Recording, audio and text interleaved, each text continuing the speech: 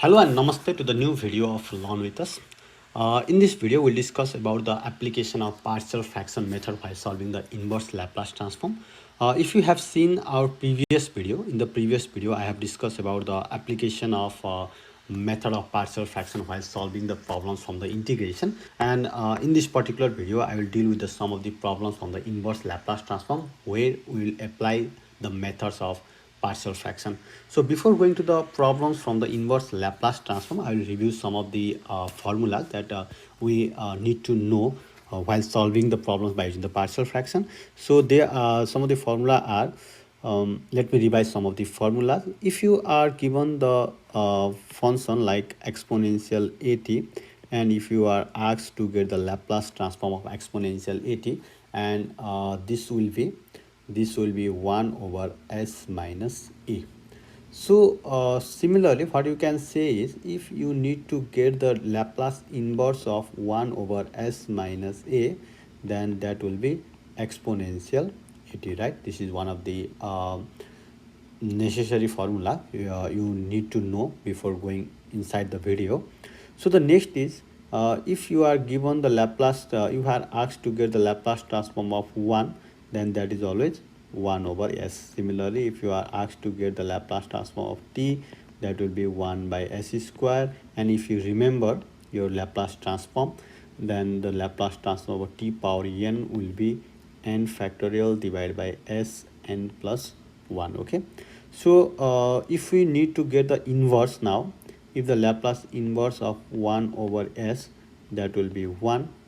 If we need to get the Laplace inverse of 1 over s square, that will be t.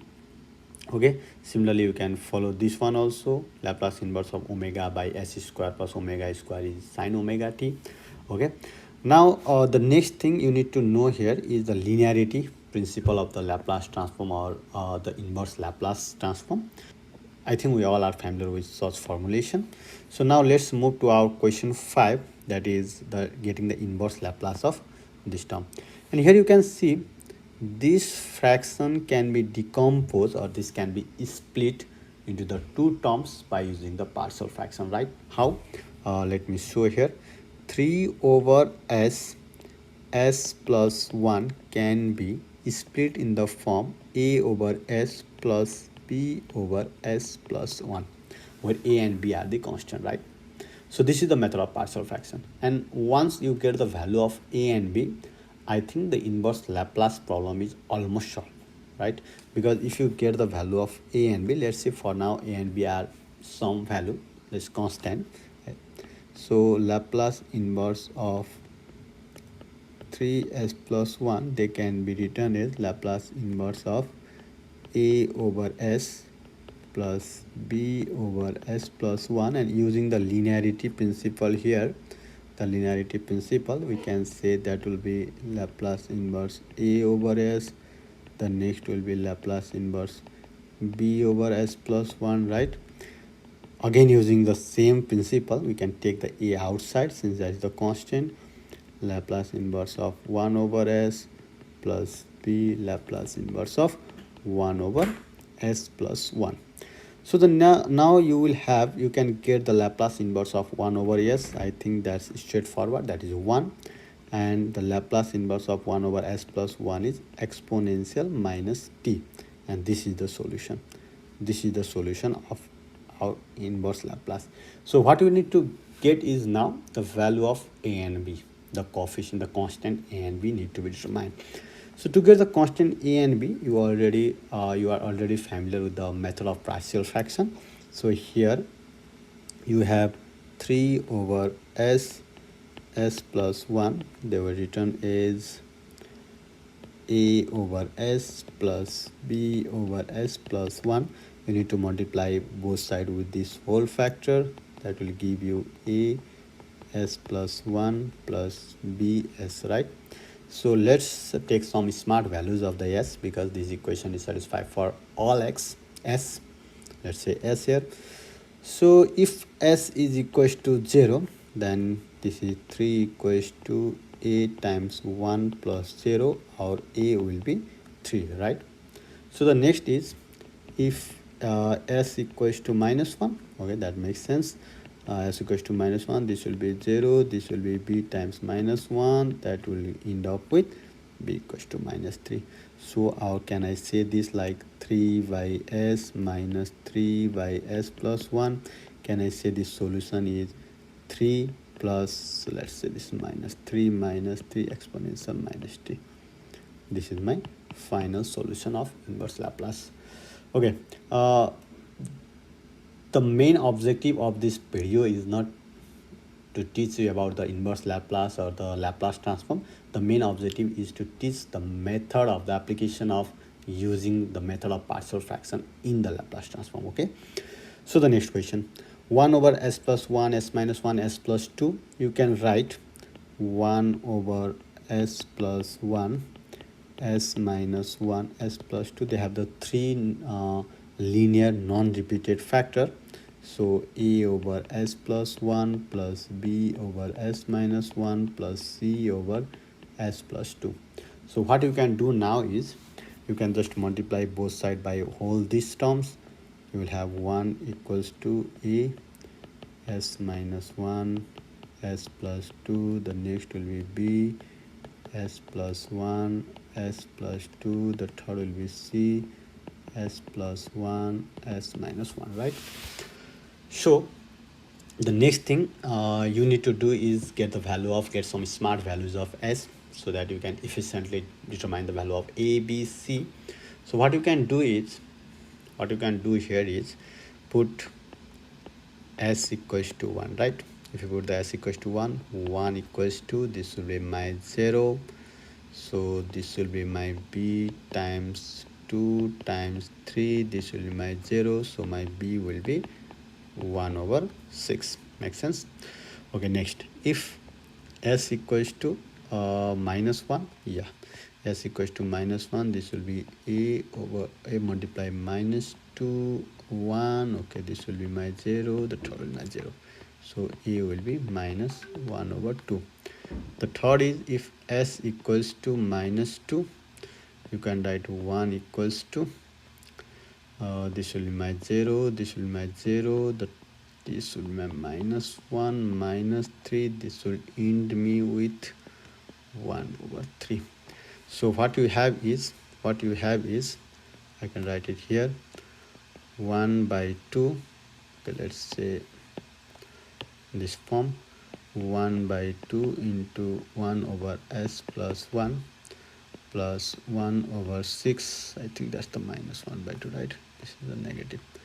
1 over 6 into 1 over s minus 1.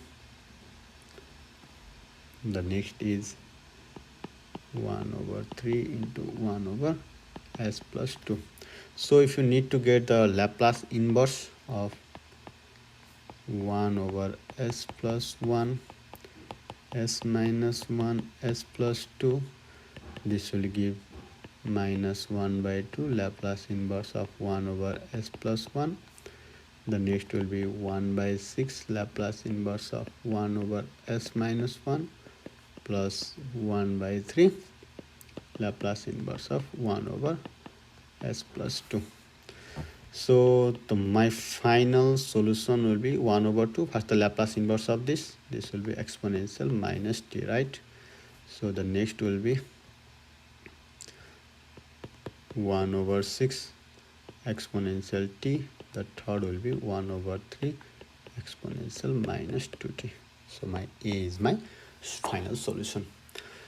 Okay, you can do the similar type of problems. You can try on your own also. Now let's move to the next question, or question number 7.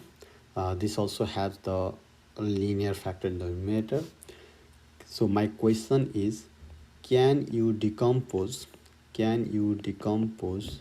s square plus 3s plus 5 s plus 1 by using the partial fraction method into a over s plus b over s plus 1?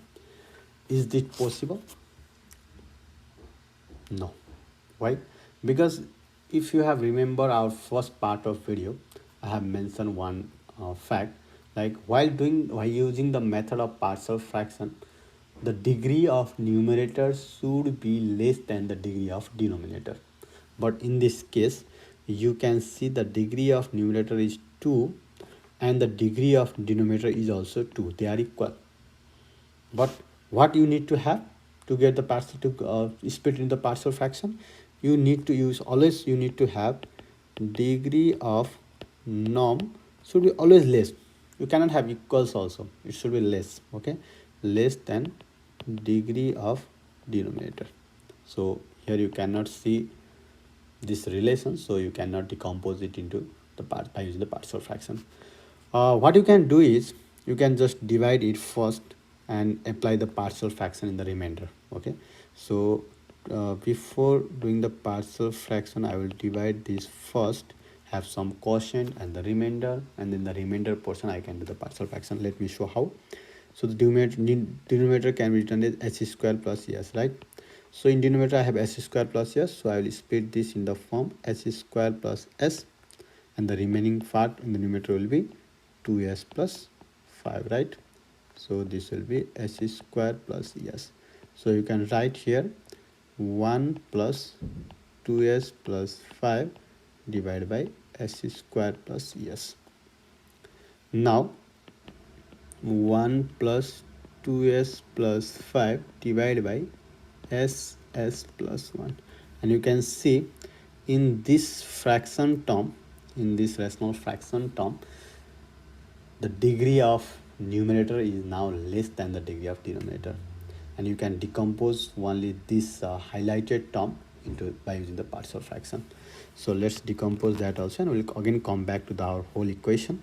Okay, so now let's decompose 2s plus 5 divided by s plus 1, that will be a over s plus b over s plus 1.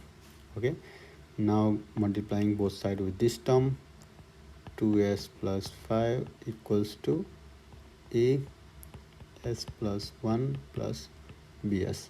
Let's take some smart value of s. If s equals to 0, 5 a into 1 plus 0, my a will be 5. If s equals to minus 1, so 2 into minus 1 plus 5, that will be 0 plus b times minus 1. So my b will be minus 3, right? So my final expression will be here 5 over s minus 3 over s plus 1. Makes sense? Okay. Now what you need to get the Laplace inverse is Laplace inverse of this whole term, right? This whole term, Laplace inverse of this whole term. That means Laplace inverse of this whole term, Laplace inverse of this whole term. That means the one you have to determine is Laplace inverse of 1 plus 5 by s minus 3 over s plus 1. So this will be equal to Laplace inverse of 1 minus Laplace inverse of, let's take 5 outside, 1 over s, that is plus, negative 3 is outside, Laplace inverse of 1 over s plus 1. And if you have remembered your Laplace transform, in the Laplace transform we usually say the Laplace transform of direct delta function, the Laplace transform of direct delta function. I will not go through what is direct delta function and all other things, all other stuffs. I'll just say the direct delta function Laplace is 1. So the inverse of 1 will be direct delta function. So I'll write the inverse of 1 is direct delta function. The next is the inverse of 1 over s is 1, and the inverse of 1 over s plus 1 is exponential minus t. So my final solution is direct delta plus 5 minus 3 exponential minus t. Okay, this is my final solution. I think I will end this video here, and in the next video I will come with one problem where we'll get the review of the partial fraction, the review of the Laplace transform, the application of the Laplace transform, the review of the solving the ordinary differential equation, and so on. Okay, till then stay tuned. Thank you very much.